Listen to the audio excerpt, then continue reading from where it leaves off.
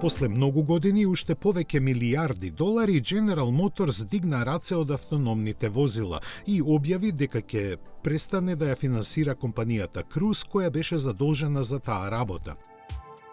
Според одлуката на раководството, наместо бизнисот со роботакси возила, фокусот ќе биде насочен кон развој на напредни системи за помош на возачите.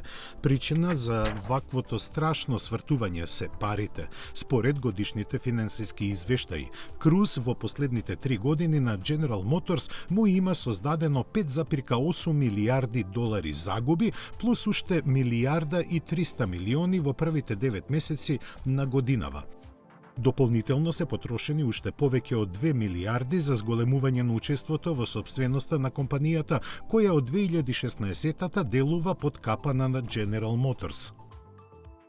За сето ова време, таа бавно напредуваше и чекор по чекор ги донесе автономните такси возила без возач на неколку поголеми градови низ Америка. Амбициите беа поддржани со огромни инвестиции, а проблемите со кои се среќаваше успешно беа совладувани.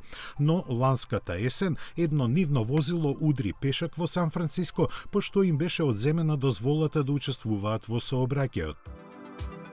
Пролетва работите се смирија и возилата на Cruise повторно се најдоа на улиците, но компанијата остана под истрака на американските органи. Сваќајки дека развојот и управувањето со флотата роботакси возила е ризично и прескапо, General Motors воедно ги олади надежите на ентузијастите кои сметаат дека иднината во која човекот нема да биде критичен фактор во сообраќајот е на чекор од нас. Сега сите погледи се свртени кон другите, пред се кон Вајмо и Тесла.